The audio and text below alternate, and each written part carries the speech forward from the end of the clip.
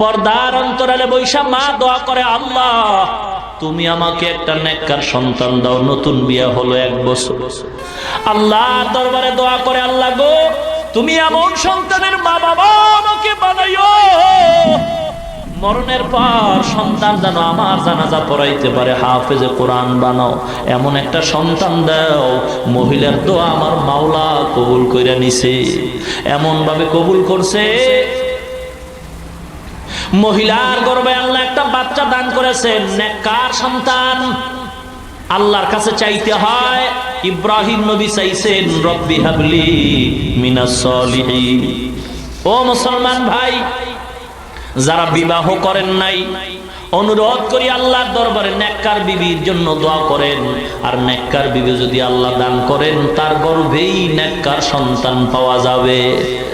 এ মা বোনেরা, আপনারা তো আলেমদের মা, হাফেজে কোরআনের মা, আব্দুল কাদের জিলানীর মা, শাহ ওলিউল্লাহ মুহাদ্দিসে দেহলভির মা, বাইজিদ বুস্তামির মা, ও পর্দার অন্তরালের মা গো, আল্লাহর কাছে দোয়া করো গো। কত মানুষ এসে কান্নাকাটি করে, 10 বছর বিয়া করলাম, একটা সন্তান পাইলাম না। মুসলমান গো ভাই, মাজারে যাও, সন্তান পাইবা। কি গো, এ মাজারওয়ালা যদি সন্তান দিতে পারত গো, বাংলার জমিনে কোনো হিজলা থাকতো না। আমি বলবো বাবা, মাজারে চাও কেন? আল্লাহর দেওয়ার ক্ষমতা নাই? আছে নাকি দুর্বল হয়ে গেছে? যারা আল্লাহর কাছে না চাইয়া অন্যের কাছে চায়, কবরে চায়, মাজারে চায়, তাদেরকে আমি বলতে চাই, তুমি মাজারে চাও কেন? 2 কথার 1 কথা মানতেই হবে, হয়তো আল্লাহ দুর্বল, না হয় আল্লাহ সবল। যদি হয় তাহলে কেন চাও না? আল্লাহরে পছন্দ হয় না, 2টার একটা। হয়তো আল্লাহ দিতে পারে না, যে কারণে মাজারে চাও। আর যদি বলো না পারে, তো চাও না কেন আল্লাহর কাছে? মাজারে চাও কেন? আল্লাহকে তোমার পছন্দ হয় নাই নাকি বলে? মহিলা দোয়া করছে, আল্লাহ নেককার সন্তান তুমি আমার গর্ভে দিও গো। আল্লাহ পাক রব্বুল আলামিনের দরবারে দোয়া কবুল হয়ে গেছে। আল্লাহ পাক একটা নেককার সন্তান গর্ভে দান করেছেন।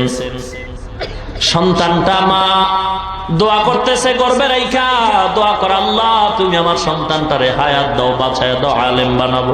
কিয়ামতের ময়দানে আমি আলেমের মা হইয়া আল্লাহর দরবারে পরিচয় দিব। সন্তান দুনিয়াতে আসার সময় হয়ে গেল। আল্লাহর কুদরতি পরীক্ষা, গরিবের উপরে পরীক্ষা গো। ইমানদার যত ভালো, পরীক্ষা তার কঠিন। গরিবের সন্তান মহিলা, গরিবের ঘরে আসছে, সন্তান দুনিয়াতে আসা হয়ে গেল, কিন্তু আসার আগে আগে তার আব্বা দুনিয়া থেকে বিদায় হয়ে গেছে। এতিম সন্তান, মা সন্তান কোলে নিয়ে কাঁদে, আল্লাহ তুমি আমার আশাটা কি পূরণ করবা না? আমার মনে বড় আশা, আমি একজন আলেমের মা হয়ে কবরে যাব। কত আলেমের বয়ান শুইনা মনটারে মানাইতে পারি না গো। এ জামালপুরের মুসলমান, আমিও তো একটা মায়ের গর্ভের সন্তান। আমার মা কত ধন্য মা। বয়ানে আসার আগে মায়ের কাছে দোয়া চাইছি গো মা। সারা বাংলাদেশের মানুষ জামালপুরের ওয়াজ শুনতেছে, মাগো মা আজকেই তো সেই স্টেজে বয়ান করতে আসছি গো মা, দোয়া চাই। মা দোয়া করছেন বাবা। আমি বলি মা, আপনাদের মতো মা বড় ধন্য মা, সারা দুনিয়ার মানুষ সম্মান করে গো মা। একটু দোয়া করবেন, আল্লাহ যেন ইখলাস অন্তরে রাখে, অহংকার যেন অন্তরে ঢুকানোর সুযোগ না পায়। এ জামালপুরের মা বোনেরা গো, মাইকের আওয়াজ কি চায় না? বিন্দু বাবাজিরা গো, মনটা কি চায় না তুমি একজন আলেমের বাবা হইবা, হাফেজে কোরআনের বাবা হইবা? রমজান মাসে তোমার সন্তান হাজার হাজার মানুষকে তারাবি পড়াইবে, খতমে তারাবি। ওই মহিলা দোয়া করে, আল্লাহ তুমি আমার সন্তান যাও দিছো, ওর বাবা নিয়ে গেছো, এখন আমি কেমন করে সন্তানটারে আলেম বানাবো? কপাল পুড়ে গেছে, টাকা নাই পয়সা নাই, কেমনে সন্তান আলেম হবে? মা গরিব, টাকা নাই পয়সা নাই, অন্যের বাড়ি কাজ করিয়া মা কিছু টাকা পাইয়া পেট বাঁচায়, সন্তানেরও বাঁচায়।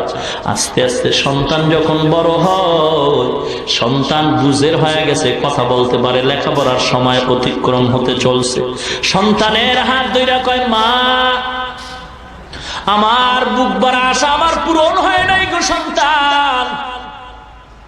আমার আশা ছিল আমি তোমার হাফেজ বানাবো, আলেম বানাবো। না না, তোমার বাবা নাই, আমি গরিব, অন্যের ঘরে কাজ করে জীবন চালাই, যাও তুমিও নাইমা যাও।